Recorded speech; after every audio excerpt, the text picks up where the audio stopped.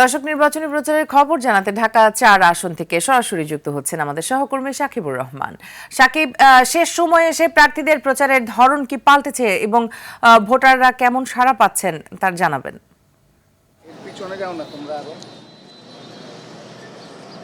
মিতু, আসলে শেষ সময়ে ব্যস্ততার মধ্যে দিয়ে প্রার্থীদের সময় যাচ্ছে। তারা যেমন প্রচার প্রচারণা করছেন, তেমনি তাদের বিভিন্ন ধরনের উঠান বৈঠক, এলাকার নেতাকর্মীদের সাথে বৈঠক সহ বিভিন্ন ধরনের কাজকর্ম তারা করছেন। যেহেতু সময় একেবারে কম, বেলার 10টা-11টা থেকে তারা বের হচ্ছেন এবং ওয়ার্ড ভিত্তিক বিশেষ করে তারা প্রচার প্রচারণা করছেন। সেই ওয়ার্ডের কী ধরনের সমস্যা রয়েছে, সেই সমস্যা সমাধানে কি কাজ করা যায় সেগুলো নিয়ে মূলত কাজ করছেন। আমরা এখন অবস্থান করছি ঢাকা ৪ আসনে, যেখানে বিএনপি থেকে মনোনীত প্রার্থী তানভীর আহমেদ রবিন তিনি গণসংযোগ করবেন কিছুক্ষণের মধ্যে। এখন এলাকার যারা মুরব্বীরা রয়েছে তাদের সঙ্গে একটি মিটিং করবেন। তো মিটিং পূর্ববর্তীতে আমরা একটু জানবো যে আপনার এলাকার নির্বাচনী পরিবেশ কেমন দেখছেন এখন পর্যন্ত। অনেক অনেক ধন্যবাদ। আজকে প্রায় শেষের দিকে আমাদের আপনি জানেন এখনো পর্যন্ত আমরা আমাদের নৈতিক দায়িত্ব থেকে আমরা আচরণবিধি মেনে আমাদের প্রচার প্রচারণা চালিয়েছি।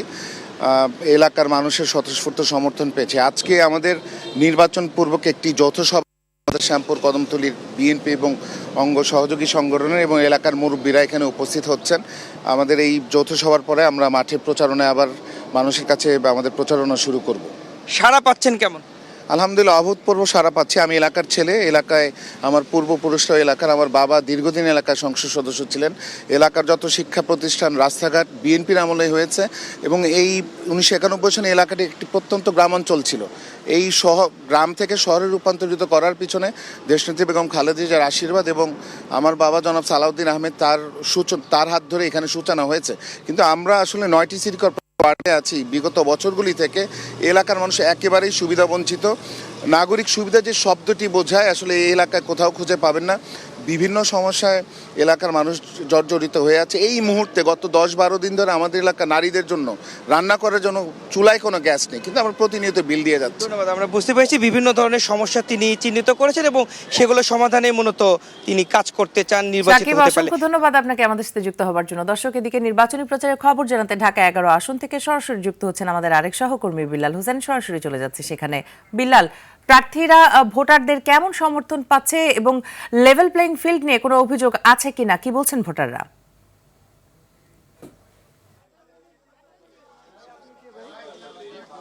মিতু, আপনাকে আসলে জানিয়ে রাখি আমি এই মুহূর্তে আছি ঢাকা 11 যে আসন, সেই আসনে এখন নির্বাচনী প্রচারণা চালাচ্ছেন যে এনসিপির যে প্রার্থী নাহিদ ইসলাম। আমরা দেখতে পাচ্ছি উনি তার নির্বাচনী প্রচারণা চালাচ্ছেন। আমরা সকাল থেকে কিন্তু সেই যে মহানগর যে প্রজেক্ট, সেই আসনে কিন্তু তিনি প্রচারণা শুরু করেছেন। শুরুতে কিন্তু একটি অভিযোগ করেছেন যে নির্বাচনের যে লেভেল প্লেইং সেইটি কিন্তু আসলে উনি বলছেন নির্বাচন কমিশন একটি পক্ষপাতিত্ব আচরণ করছে। আমরা এখন সরাসরি তার কাছে যাব, আমরা একটু জানার চেষ্টা করবো।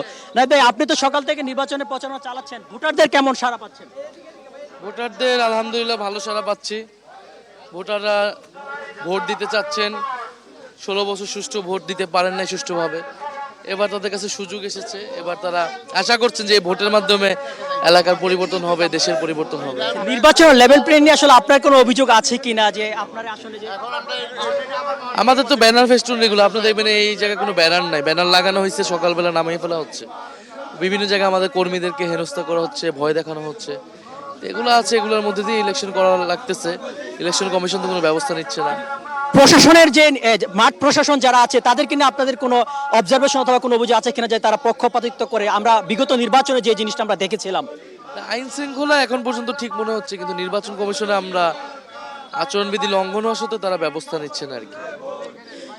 মিতু, দেখেছেন যে নাহিদ ইসলাম যে অভিযোগটা করেছেন যে অন্যান্য যে প্রার্থী যারা আচরণবিধি লঙ্ঘন করছে তাদের বিরুদ্ধে কোনো অভিযোগ ব্যবস্থা নিচ্ছে না নির্বাচন কমিশন, এমন অভিযোগ কিন্তু এই নাহিদ ইসলামের প্রচারণা থেকে কিন্তু করেছে। তো এই ছিল রাজধানীর মহানগর প্রজেক্ট থেকে ঢাকা 11 আসনের প্রচারণার। জি বিল্লাল, প্রয়োজন আমরা আবার আপনার সাথে যুক্ত হব। ধন্যবাদ আপনাকে।